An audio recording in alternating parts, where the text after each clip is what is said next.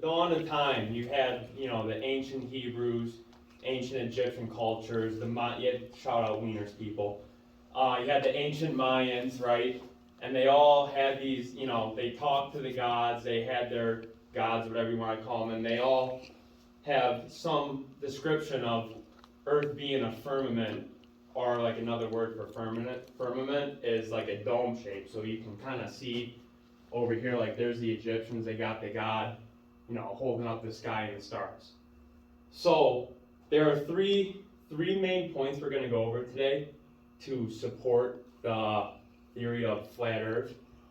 The first main point, what we're going to look into is like flat Earth, like evidence of it within like the Bible and all that stuff, like Old Testament, New Testament, because back in the day, obviously they didn't have Twitter, Facebook, all that stuff to exploit their opinion. So the only way to exploit your opinion was to, write a book, write it down on a scroll. So we're going to look at the Old Testament, New Testament. Then we're going to talk about why those are valid sources to look at. We're going to kind of explain the validity behind them. Then we're going to look at what the ancient Egyptians say about flat Earth. And then we're going to talk about a theory called the astro telescope theory. So buckle up, there's a lot going on here. So first, we're going to talk about what is a theory, right? The dictionary definition of a theory here is a plausible or scientifically acceptable general principle or body of principles offered to explain a phenomenon. So like the big takeaway here is a theory is not 100% proven yet. It can change day to day. So while listening to this, just keep that in mind. Like this is not set in stone. This is just pretty much everything's a theory until proven fact, right?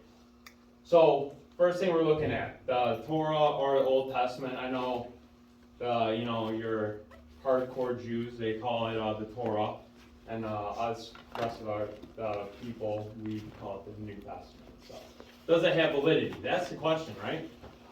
Well, the facts that give the Torah validity, if you can see here, we got a couple quotes from some guys that are smarter than me. So this guy, Freeman, he goes, Torah provides accounts in a style that is hard to imagine someone writing at a later date. So pretty much it's time sensitive, right? Such accounts of detailed accounts of buildings, the tabernacle, which was like their place of worship, and all that good stuff. So it's time sensitive, right? Historically accurate, and also the Old Testament or Torah, it's written in a chronological order, and they talk about things like bad stuff that happened too, right? So it's not like it's all made up fake propaganda stuff, right? Like if you're making something up, are you talking about the bad stuff that happens to you?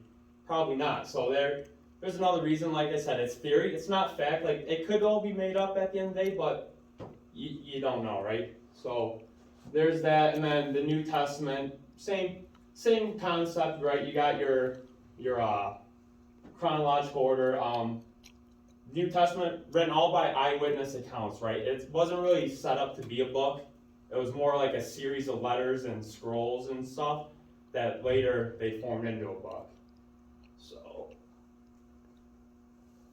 the Torah and New Testament validity conclusion, the account of unholy events and blemishes, like I was talking about, like the bad stuff, they recorded that.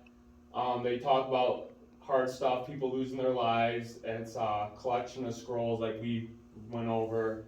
And finally, the simplest and easiest reason to see the books within the Bible is still studied and taken serious today in 2022. So like, it's got to say something that's lasted the test of time, right? If it's a bunch of bullshit, it ain't gonna last 5,000 years, So now we're getting into examples of flat Earth. This comes from Psalm 105, 104, verse 5. So, yeah, sorry to sound like a preacher here, but so this comes from the King James Version. That explains like the real old school English, right? So it says, "Thou didst fix the earth on its foundation, so it can never be shaken." So like breaking that down, right? That explains like the whole firmament thing. Like kind of hints at it, right? like that picture I showed you of the gods holding up the earth and all that stuff. And then this one comes from Psalm 18. Then the channels of the sea were seen, the foundations of the world were laid bare at your rebuke. Yeah. So pretty much it's kind of setting up, hinting at the earth is there's foundations, pillars, almost like some would say a dome, right? So here's some more examples.